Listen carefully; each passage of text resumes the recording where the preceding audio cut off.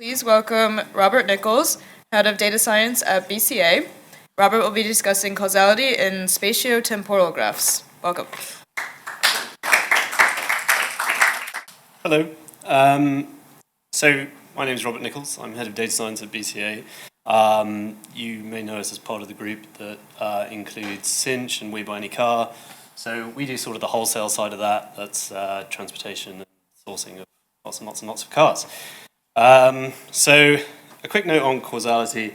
I think one difference between science and the traditional sense in machine learning, which has been touched on in the last very good talk, is that the scientist likes to understand the phenomenon before building the model, but in machine learning we tend to just build the model and perhaps never come to understand the phenomenon. But the whole field of causal AI came to my attention some years ago when I read The Recovery of Causal Polytrees from Statistical Data by George Rebane and Judea Pearl, which I'm sure many of you have read, whilst researching graph theory. And what I really loved about it is that it undermined the idea that that's two diametrically opposed worlds, or that that's kind of a binary choice. So it became clear over time that you can model something a little bit, then sort of understand it a little bit, then elaborate your model, then elaborate your understanding, of course. And that becomes a sort of conversation between the machine and the phenomenon, right? And this is really interesting, and it not only leads to better machine learning models, but it also leads to a better understanding of the phenomenon.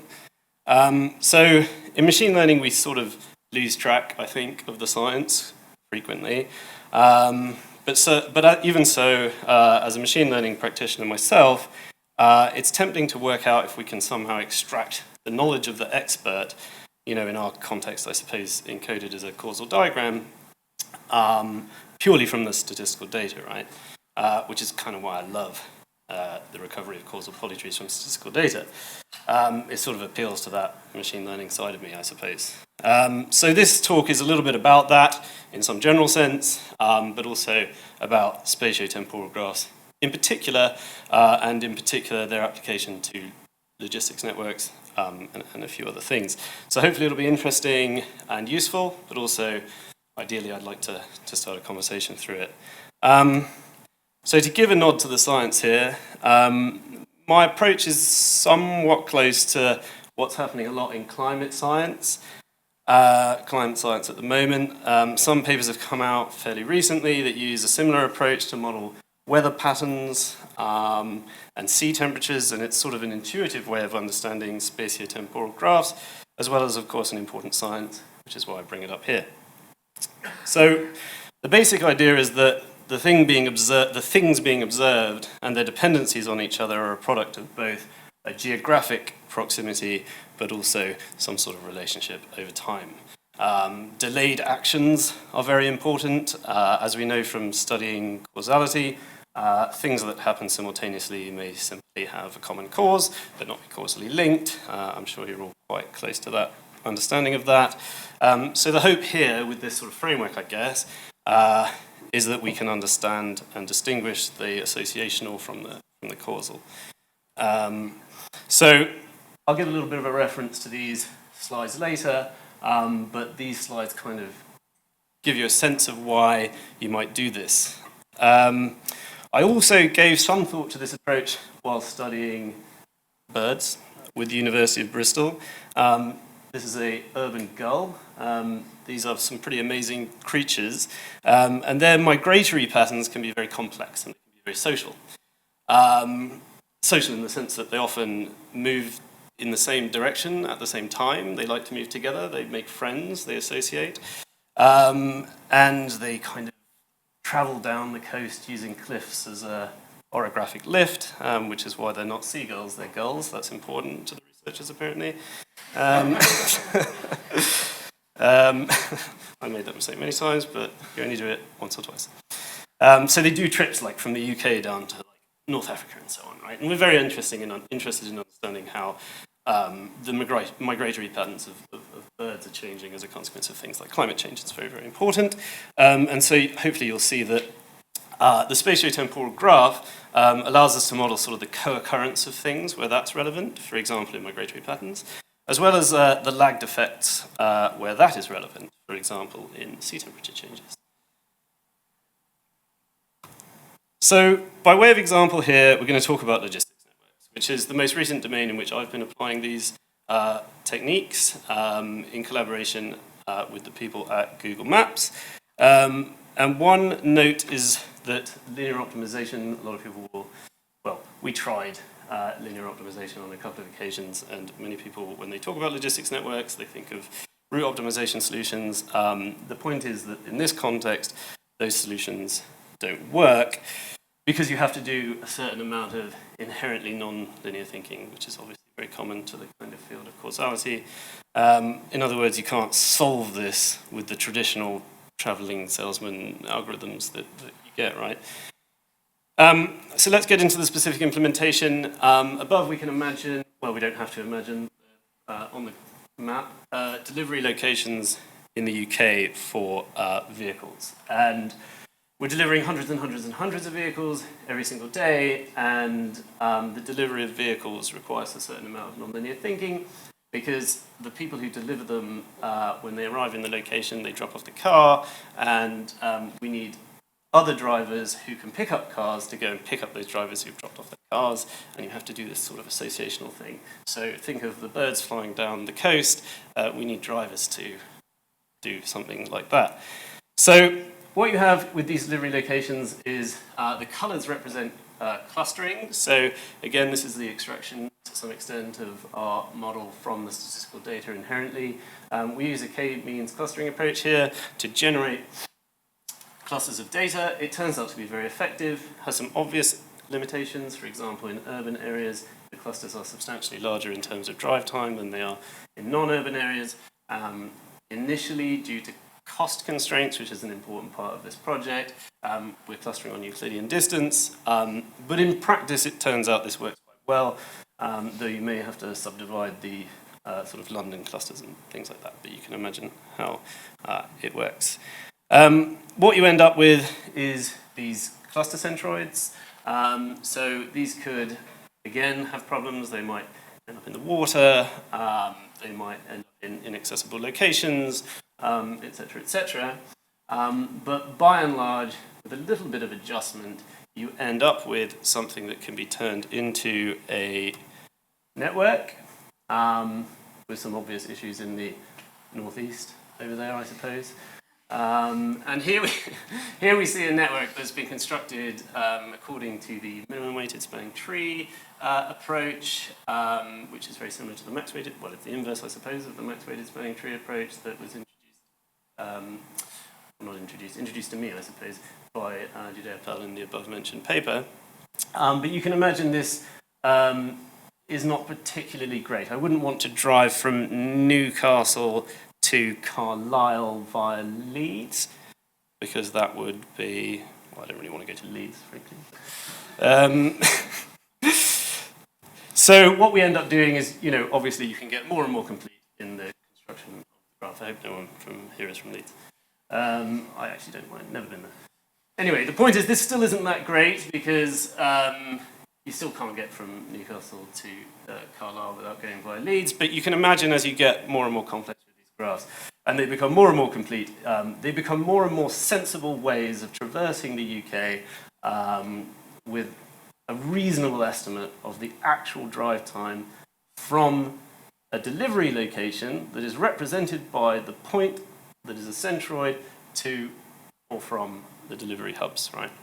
So the idea is we've constructed a graph and we can send our delivery drivers along this graph, and it's much, much, much less complex than using the thousands and thousands of points to make a huge square matrix of distances. We can just traverse this graph, right? So what I'm going to do just to get on to the next slide of it is I'm just going to simplify this graph and give a description of what kind of reasoning I mean when I say nonlinear reasoning. So the blue nodes in this graph are hubs. The orange nodes are the clustered centroid points from the delivery lat longs, that is latitude and longitude points. And you can imagine if we have two drivers, one at C, one at H, and each driver needs to do two jobs, what we would want is for the driver from hub H to do job 4, then job 1, and the driver from C to do job 3, then job 2, in that particular order, in order that they end up at the same location at the same place, so that one of them can drive the other one home. That's the idea, right? And that requires a degree of inherently nonlinear thinking that can't be solved by, I guess, out-of-the-box route optimization algorithms. So what we do in order to get to that kind of co-occurrence is we take that graph, so I've just taken the exact same graph, but I've taken out all the edges, and we kind of split it out into these time slices. So here you can imagine that sort of for a delivery network, 8 a.m., 9 a.m., 10 a.m., those are sort of sensible time periods, but that's by and large arbitrary. These can be any time periods, so for something like the climate, you might be thinking about it in terms of years and decades. If it's biological processes, we sometimes see these sort of things being used in biological processes.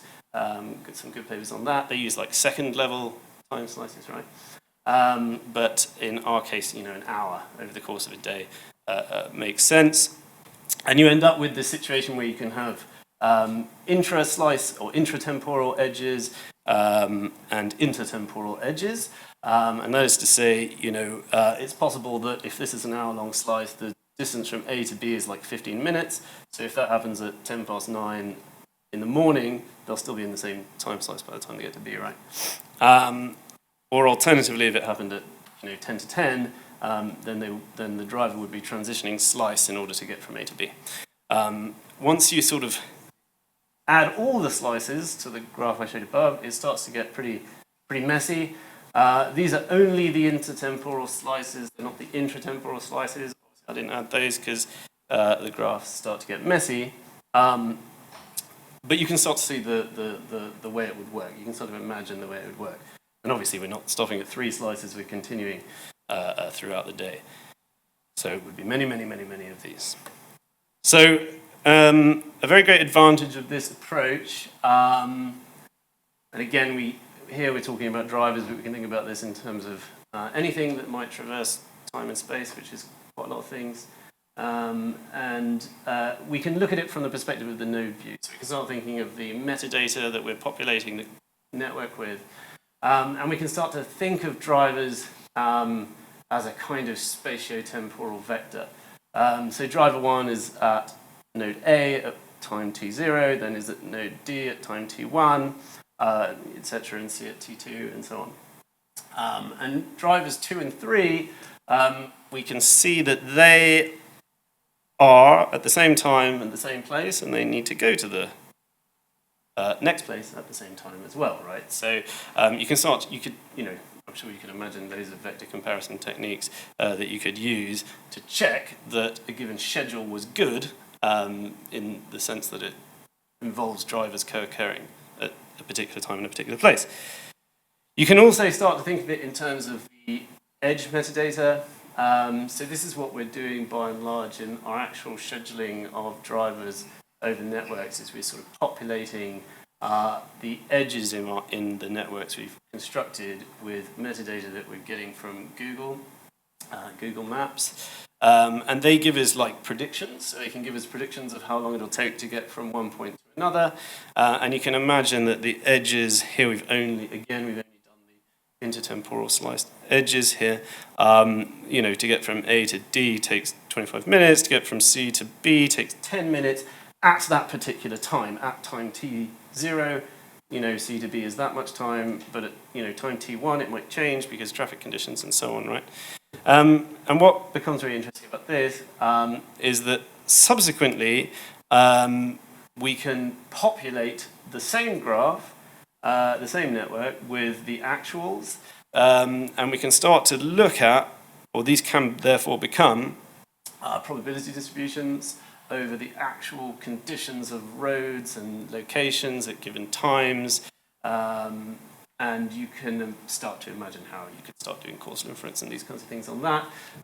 But also it allows us to control for risk, right? So in the hypothetical situation, for example, where D to B versus C to B were two potential competing options, well, D was supposed to take 15 minutes, but in one particular case it took 50, even though it's predicted to take longer, it may be less risky. Things like that, right? So we can start to look at the tails of the distribution. You can imagine issue propagation being useful here. So I remember, I was looking at last year's presentations at the conference last year, and there was a really good presentation on root cause analysis in the manufacturing process. Well, I mean, it's just as critical to us that we understand how a failure in the logistics process propagates down if, obviously the drivers need to be in the same place at the same time. And it sort of resembles that root cause analysis, I suppose. It is a type of root cause analysis. So we can go from kind of knowing that a problem happened to being proactive about solving problems over the course of a day. You can also sort of see that a lot of the papers that exist at the moment in this domain are using sort of graph neural networks, right? And you can start to see how these would resemble a sort of feed-forward, a non-fully connected feed-forward neural network. So there are a lot of ways, and we haven't done this ourselves yet, but there are a lot of ways that you can start to use or imagine using deep learning to help solve the problem of sending entities down this graph, right? Which I think is very interesting. Finally, a note on graph dynamism. So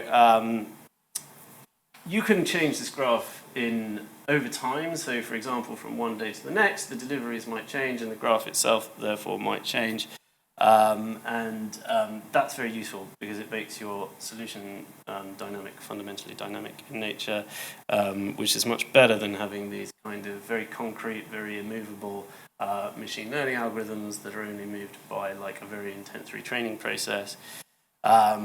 We found that the computational complexity of solving a logistics problem goes from, even on a very simple basis, you'd be spending hundreds of thousands of pounds trying to solve the problem at its sort of highest dimensionality. By reducing the dimensionality in this way and structuring graphs very cleverly, you can considerably reduce the computational complexity and also cost of solving the problem.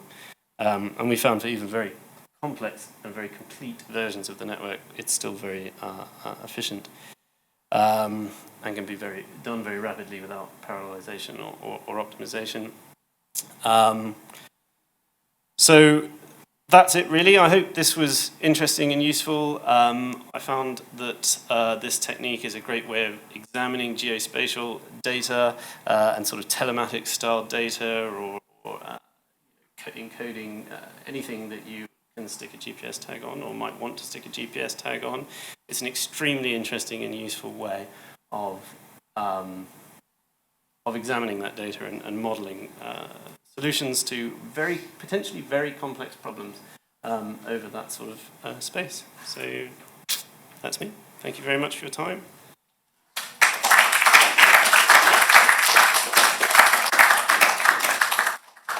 Thank you very much. We only have one question, so if you have any burning questions, please submit them now. This question is, why not just use classic routing algorithms for driving, as it shows recent news such as traffic, etc.? Yeah, so route optimization. So yeah, I talked a little bit about linear optimization, which is the classical solution to this problem. The way Google solves most route optimization problems for companies like DHL is through the GMPRO, which is a relatively new product. But there's a couple of fundamental problems. It's cost, computational cost. It's a very complex way to solve a problem. And secondarily, it quite literally can't perform the kind of nonlinear thing. And linear optimization algorithm literally cannot perform nonlinear processes. So it simply doesn't work. Thank you very much.